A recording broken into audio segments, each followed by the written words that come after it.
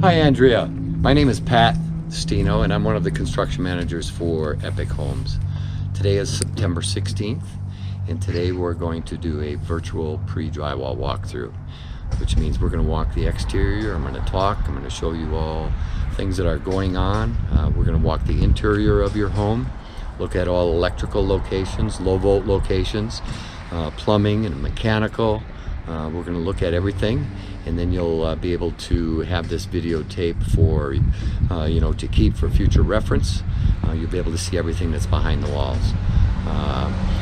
This is the first virtual pre-drywall walk that I have done at Prairie. I have been working our other project up in Anthony, and I've been doing this for the last 5 months. But today is the first time I'm doing it on the Painted Prairie product line. So you'll have to bear with me as I work my way through the new product line. I'm not as familiar with this at the moment, your house at the moment, as I will be in another week, but we're going to give it a go because I want to get this in your hands so you can look at it over the weekend. So first of all, I've got this checklist that I'm going to look at things, Andrea, and I'll have Janelle send you a copy of this. We're going to look at grading and drainage. We won't be looking at gutters and downspouts today because they're not up yet. We'll be putting those up next week. We'll look at the elevation. We'll talk about that. We're going to look at all electrical, low volt, plumbing, mechanical, and then we'll briefly discuss the trending schedule for your home. So today being September 16th, first thing we're going to do, Andrea, is we're going to walk around the outside. We are still in the process of installing the siding, but we'll be wrapping that up tomorrow afternoon, no later than Friday morning. I have ordered and scheduled the masonry to be installed, and the roofing will be going on this week as well. Then next week is gutters, and I moved through rough inspections with the city of Aurora next week. So let's give it a go. We're going to give this our first try at Painted Prairie, so bear with me. So here we are in the alley looking at your garage, and you can see we've got the siding applied. Garage door jamb is in. I've ordered the garage door. We've got an electrical outlet located right here with coach lights on both sides of the garage. You can see the low volt pre-wire that you've requested from iWired, a camera pre-wire. That's what that wire in that box is. The blue wire is camera pre-wire. So as we move around, we'll come into the garage in just a bit, but we're going to walk around the west side. These two pipes sticking out of the ground, if you didn't know what these are the sewer cleanouts. See, our sewer lateral going into your home comes around this side and pokes into the crawl space, and then we go into the center of crawl space, and all of your drainage inside goes into that main pipe and then through the laterals and ties into the alley. Well, in Aurora, we're required to have cleanouts in our sewer laterals. These will be cut down to grade and capped, after we get final graded. But this is in the event that there would be a blockage that would happen. We have a location inside the house where we can run a sewer snake, or a roto-rooter, if you will, to clean anything out. This is another location that we can snake to the alley, to the main. So these are required by City of Aurora to have on our sewer laterals. So that's what those are. So as you look down the side of your house here, we got a few penetrations coming through. This orange wire, this is where your air conditioning unit will be sitting. So this is power for the air conditioner, and these are what's called the line sets, or the condensing lines that run the refrigeration into the air conditioning. So this is where the air conditioner unit will sit. This is your main electrical panel. We've got underground electric coming in. This is where all of the breakers will be. Right now we've got some temporaries wired in so that we've got power in the house when we're doing drywall and finish work, and also a breaker for the furnace, which we'll take a look at the furnace a little later. Main disconnect or main shut off up on top. We don't have a permanent meter yet. I'm still running off of temp power. After my rough inspections next week with the City of Aurora, then they will release the permanent power to United Power, and they'll set my permanent meter. So this is the main distribution and breaker panel. We also have low volt coming out of the ground. That's for Xfinity or Comcast or CenturyLink or whoever is out here at Painted Prairie. This is their main wire coming in. This is our and your low volt wiring coming out of the house. So this is cable, phone, data, which CenturyLink or whoever is the provider out here will set what's called a demarc or a box out here. This is the grounding wire for them, and then these wires tie into the box that they set. The main lines go into your panel inside, your low volt panel, and I'll show you that. And then everything distributes through the house from the main panel. So we've got electrical service, low volt service. Only got one vent on this wall here, and that is a dryer vent coming out this side. Bathroom vent, pardon me. So we've got two white pipes coming out. That is the furnace intake and exhaust. Got the gas meter at the front corner. And this white pipe sticking out, this is the sump pump discharge pipe. Anything that you see that is not sided gets a masonry application, whether it's brick or stone. And that, like I mentioned, has been ordered and scheduled to start installing the lath as soon as possible. As we move around to the front, we've got a front hose bib. And as you can see, this area gets masonry application. So we move to the front porch. And on the front porch, we've got a waterproof outlet down low. And this is your exterior coach light location. And this wire sticking out of the wall is doorbell. Now this doesn't get masonry. We just haven't gotten the siding this front yet, but this will be done by the weekend as well. You can see we've got the deck up, we've got it stained, we've got the decking on above. Everything's sealed up, ready to close this thing up and get it weather tight. So now we're going to step down off of the front porch and we're going to move around to the east side. A little bit trickier walking over here. You see our siding contractor has still got his scaffolding rig up as he moves up the wall. They start low and they move up to the top, but he'll be done by, like I mentioned, by the weekend. So a little tight quarters here, but as we come, this is the fireplace location. That's the fireplace vent protruding there. Also, as a request of yours, we've got a gas line for barbecue to sit on the patio. So here's the gas line for the barbecue.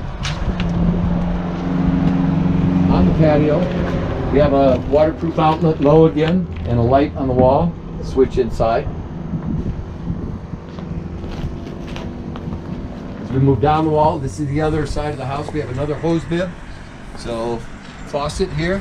This pipe right here is the landscape irrigation line. So this is the T for the irrigation. And so there'll be a vacuum breaker here and the valve box for the sprinklers are located here. These two pipes coming out low here, these are the drains from the water heater inside, and that is the pipes up above are the intake and exhaust. We have drain lines for the water heater and intake and exhaust pipes for that water heater.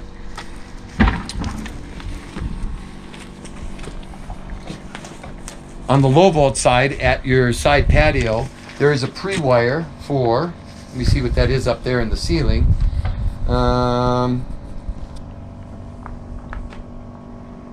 Camera location, another camera pre-wire, and it's coming out of the ceiling there. That's the blue wire from the low volt side, camera pre-wire.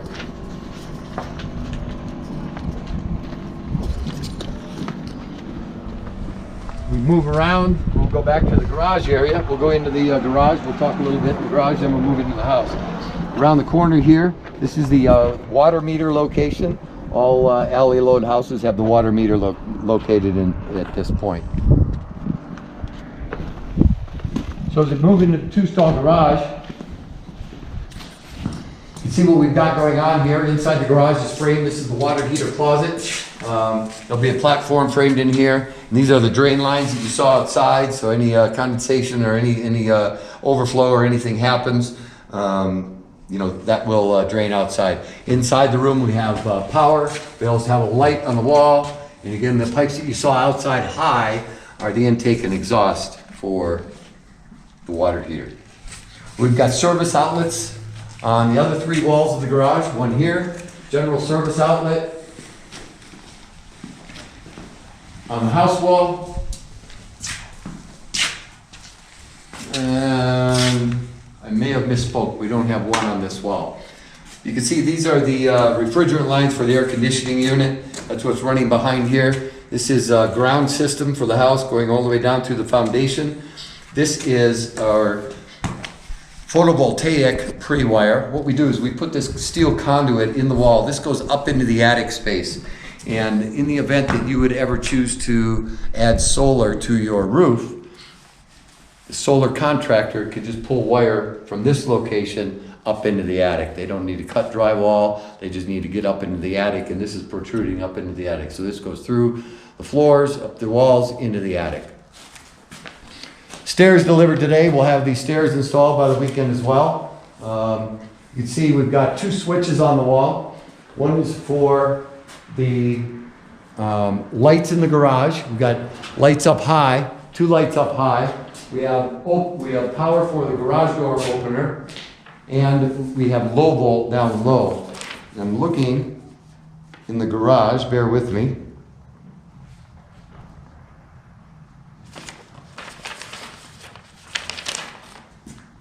No additional low volt pre-wires in the garage and no additional electric in the garage. So we've got power for the garage doors, we've got low volt going down to the sensors, and lights.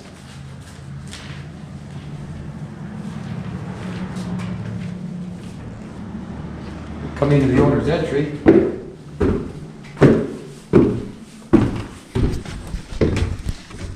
And as you come in, there are 2 light switches here. We've got recessed can overhead for the passageway, and the other switch is for the recessed can in the landing area. We've got a 110 outlet here on the wall on the side in the little landing area. The other switch in the garage, I'm sorry, there's 2 switches inside the garage. One is for the interior lights in the garage. The other is a 3-way switch from the front entry to the owner's entry for the exterior coach lights at the garage. So you can turn the exterior coach lights on at the front entry or at the garage. So as we move through, we've got powder room here. As you walk into the powder room, there are switches on your right. There's a switch for light above the vanity. There's a switch for a can light in the center, and then a switch for the fan. So we've got lav with mirror above. This is for the light fixture above the mirror. And then we've got a fan above the stool. We've got the stool in the corner in the powder room. Here we are in the kitchen. You've requested the party island, so a little different configuration. And all of the wiring for the dishwasher and disposal is underneath. The garbage disposal switch is inside of the cabinet, inside of the sink cabinet to turn it on and off, unless you have selected the air switch in your countertop, which I didn't see that option. There is a pre-wire with the party island, and that's this for this pendant fixture here. And we have that switch, bear with me. Got 3 switches here in the kitchen. One is for the island, the other is for the recessed cans, and the other is to turn the traveling lights off behind yourself as you come in. So we got recessed can at the dining nook, pendant over the island with recessed can, and general lighting around the kitchen. So here's your cooktop wall. We've got gas coming up through for the cooktop, power for the cooktop. This is for the microwave, which will be vented above your cooktop. We've got power outlets above countertop height throughout the kitchen. And got an NSO for a microwave down low. And I'll be checking with Janelle. I believe we need to eliminate this circuit because we have a vented microwave above the cooktop. So I'll be checking into that, but if that stays, it'll stay, but if I need to remove it, we'll be removing that. Power outlet. Power. We've got the refrigerator location. water box for the refrigerator, pantry,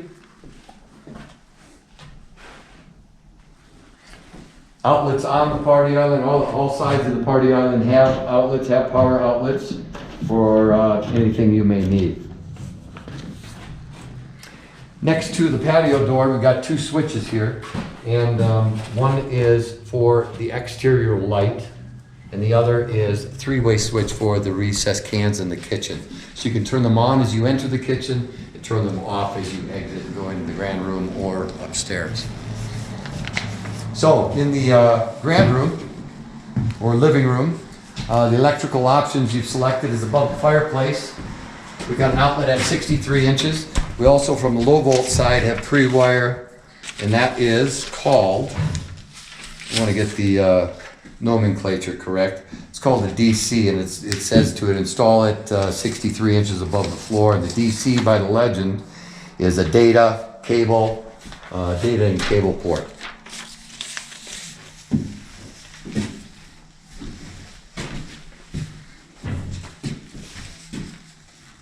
Fireplace switch is located next to the window.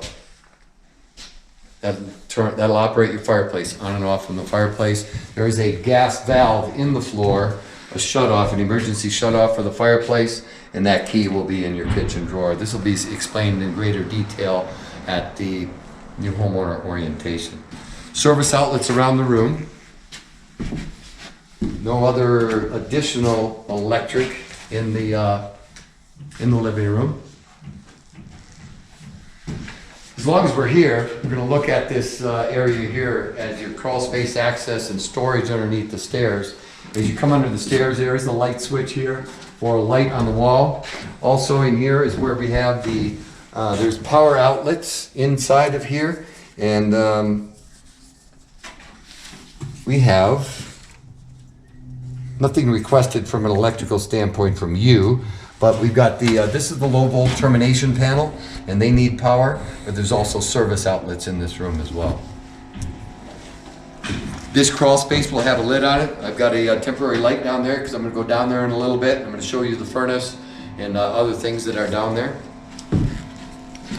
But looking at your electric meter here, as we move through the living room, nothing other than you have requested up high at the stairwell a light pre-wire, and that's centered up there high in the stairwell, and the switch is right here at the front door. Also the switch for the exterior light. Power outlet low. As we move up the stairs, we've got power as well. We've got a recessed can up there as well. That's our standard lighting. And then the ceiling light pre-wire in the location that you specified. So as we move up the stairs, we've got a little light here, which is a three-way switch, which will operate the cans at the above the stairway. And then there's a switch at the top that you can turn those on.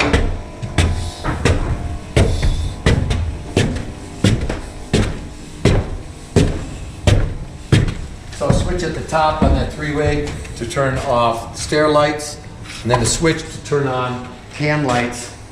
I call them traveling lights. As you're getting ready to travel, these can lights turn on with that switch, and they light the way to go to either the master or the secondary bedroom. So here's a switch. Turn these on ahead of yourself. In this area in the loft, we have some additional electrical requested at 63 inches, plus low volt is a data and cable port, and power low. Service outlets around the room.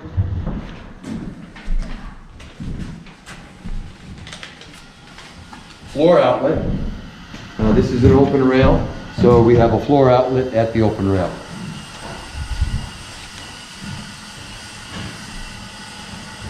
We'll move into the master. So as you enter the master, this is the three-way switch, so you can turn lights off behind yourself, enter the master, switches, turn on. You've got ceiling light pre-wire here above this window, and the switch is located here Plus, we have a half hot outlet across the room. So there could be a lamp plugged in, and that would operate off of the switch. So half of it is switched, half of the outlet is switched, and half of it is continuous hot. Also, you requested power at 63 inches and low volt cable and data pre-wire.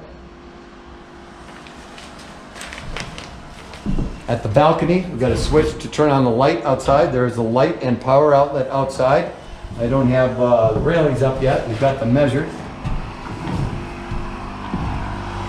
But we do have two lights, one on either side of the door and power outlet.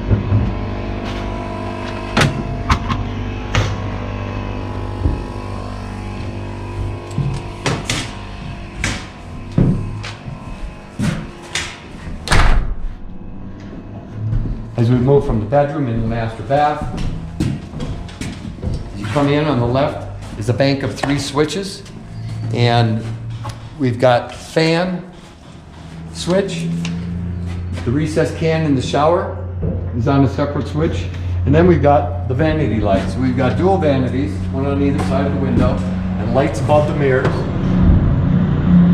that switch operates. There's power on each end wall next to each vanity. So you can see the plumbing pipes. Hot is red, blue is cold. And we have a fan. So there's 3 switches. We've got vanity lights, shower light, and fan, exhaust fan. Got a linen closet here, tucked away in the corner.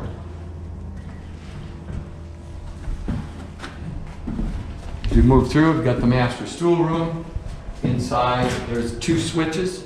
One is for the recessed can in the ceiling, and the other is for the fan.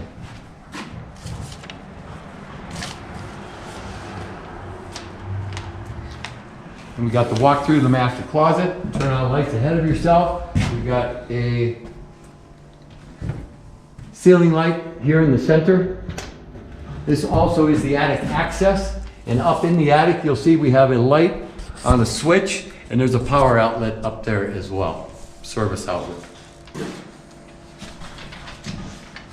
Then we have this opening from the master closet into the laundry room, so you can walk right in.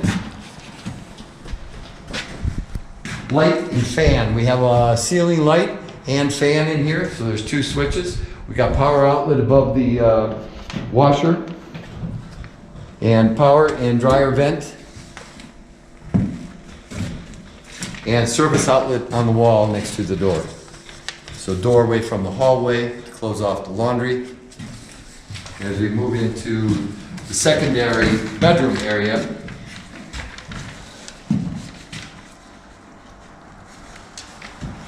bear with me as I get the switching in my head.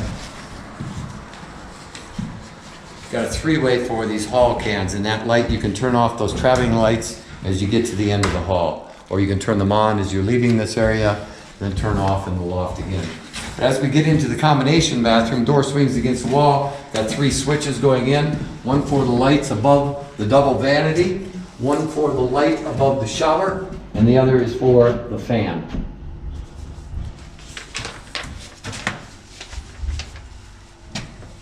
Tub shower combination, we set those shower heads nice and high, so no one has to bend their legs to get underneath the hot water.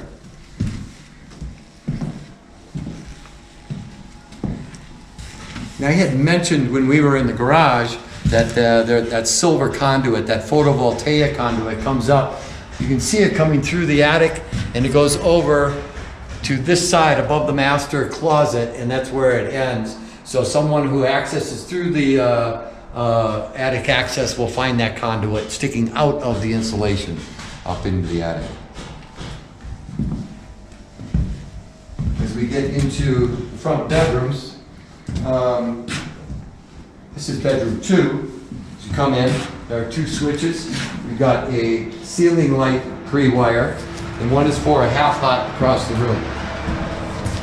Another half switched outlet. This blue box above the doorway is smoke detectors. You've also requested an outlet at 63 on the wall, and you got low volt cable and data pre-wire as well. Walk-in closet. Light switches outside for the ceiling light in the closet.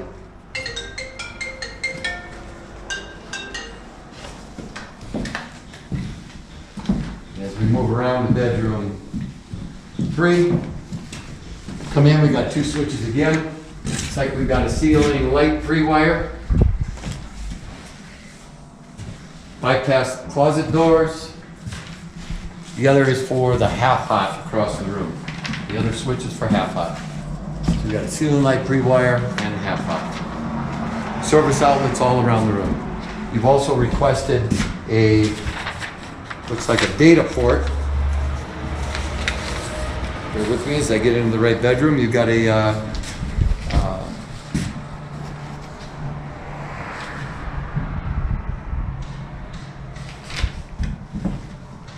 data port down low. I'm going to check this because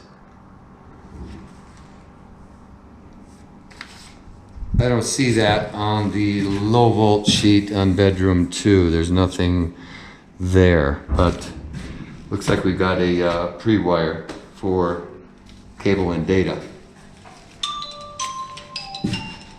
Also in the hallway, we've got a wireless access point, or for Wi-Fi. That's this blue box with blue wire again. So that's a wireless access point.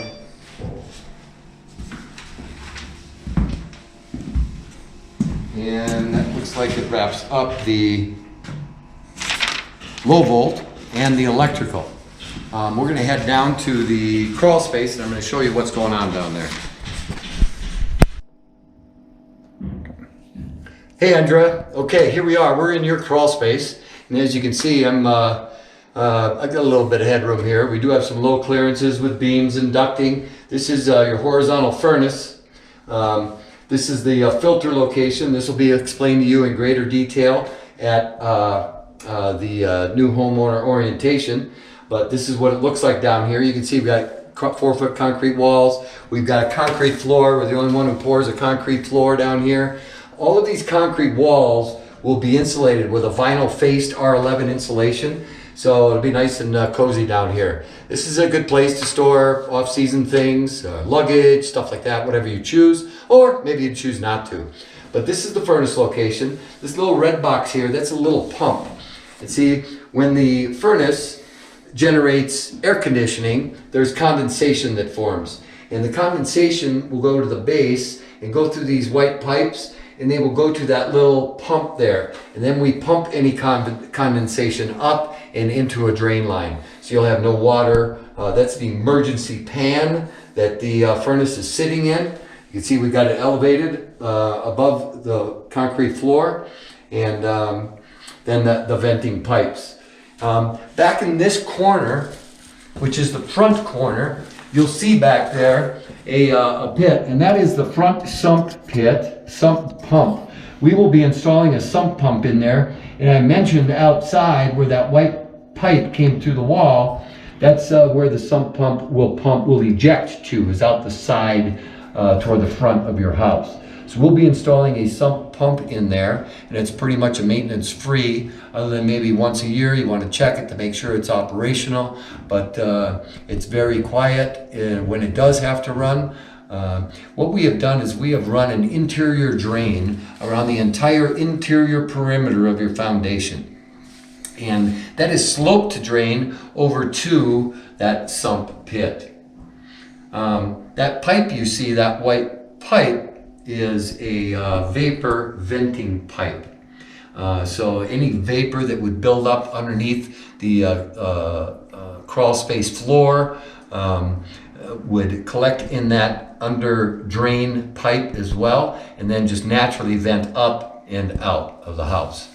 So on this end of the basement, you can see, we're going to pause the camera in a minute. We're going to go to the main water tree, but you can see our main sewer lateral going down into the ground, and that's a clean out location there as well. But that's going out, and that ties into that outside line, which has those green cleanouts that are sticking out of the ground. So all of your main drain lines go down into that, and then out through the laterals into the alley to the sewer main. So that's what that white pipe is. Way back there in the corner, you're not going to be able to see it, but we're going to pause and we're going to go back there because I want to show it to you. And that is your main water tree, we call it. And that's the main water inlet into the house and the main shutoff. You'll need to know where that is. That'll be explained to you in greater detail as well. But we're going to go there today, and I just want to show you what that looks like. Okay, Andrea, we're back on, and we're at the the rear corner of your crawl space, which is where our water service comes in. This coming through the concrete, this is our main line coming in from the alley where our water serves from that meter, the meter pit's right outside here. This is the main shutoff for your water. So that will turn on or off your water to the whole house. This is a pressure regulating valve. We like pressure at a certain PSI in your house, and we generally run that or set that. It comes factory set at, I believe, about 50 pounds per square inch pressure.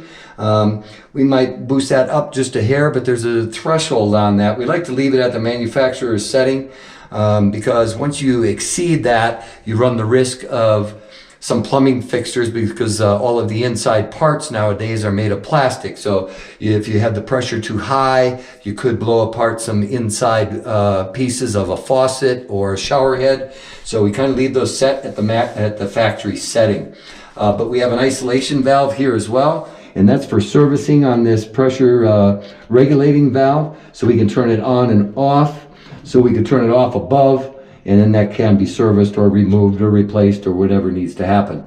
This is the main going up. This is the main service line into the house.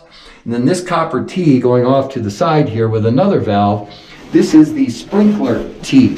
So this goes out to the irrigation box to the sprinklers outside. It goes out the house there, and that services the irrigation water. Also, there's a little valve on here for in the winter time or off season, you drain your sprinkler system out. This is where that last little bit of water comes out, and you leave that cracked open all winter. And then when you get to spring and you're going to fire your system up, you close that valve, turn this, right now it's in the off position, then you would turn that water valve back on and you'd have water to your irrigation system. So we got the main valve. We've also got another grounding method here. You can see this is called our water bond. And we bond to the main water service coming in from underground because that's got a good, amount of footage underground, and copper is a great conductor of electricity. So this is a ground or secondary ground system to prevent any electrical surges or anything of that sort. So we got two methods of grounding. This is the water bond, and then we've got the bond, the CEE, or the concrete encased electrode in the garage, which I pointed out. So that's it for the crawl space, Andrea. We're going to pause and we're going to go up top and we're going to wrap things up. Okay, Andrea, here we are. We're finishing up in the kitchen. I think we've been through every part of your house. We've talked about all options, all standards. We looked at all electrical and low volt and everything that I can think of. And excuse me while I catch my breath. The last thing I wanted to talk about is general scheduling. Now from this point, as I mentioned, we're wrapping up the exterior this week with siding. We're getting the roofing applied. Then the masonry will start, I'm hoping next week we'll get the masonry applied, get the gutters on, and then we're going to continue to work outside, but inside we'll be starting the city rough inspections, which are electrical inspection, mechanical, plumbing, framing, posting, all methods of hold downs. So all of the structural issues, all of the meat and the potatoes of the house, I start the inspection process. That's generally a 4 to 5 day long process. Then once I pass all those inspections, then we move to insulation. And then I have an energy inspection. We have a third-party company called Energy Inspectors, EI Corporation. They come out and they do all duct testing, make sure that all of our ducts are sealed properly. They visually inspect all of the insulation, all of the all of the penetrations through the house are sealed properly. They do another envelope test, and then they make sure that everything is sealed up properly. Then I also have another city inspection on the insulation. They come and make sure that I have everything in its place and the R value is correct.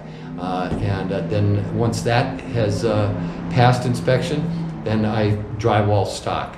Drywall usually takes about 10 days to 2 weeks. Then after drywall is cabinets, and then interior trim and doors, then paint, then countertops and trims. Well, how we're trending right now is your house is trending on schedule to complete in December. I can't give you an exact date today, but right now we're looking at mid to end December.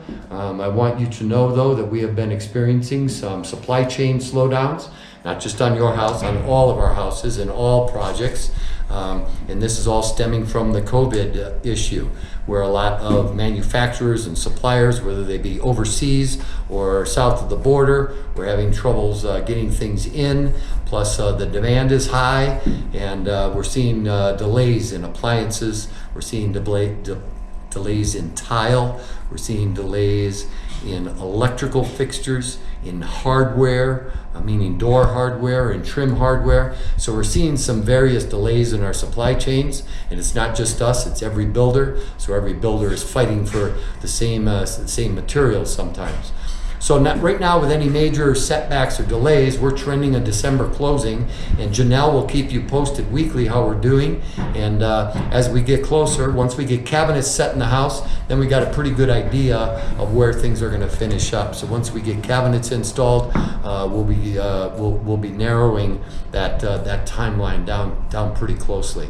But Janelle, I know she, as great as she is, she'll update you every week. But if you have any questions, contact her at any time, and she'll pass any questions or issues along to me. Please come this weekend, walk your house. If you see something I've missed or I've got something misplaced, tell Janelle and we'll get things corrected. So until I see you or talk to you again, it's been very nice, Andrea, and hope you have a pleasant weekend, and welcome to the Epic family.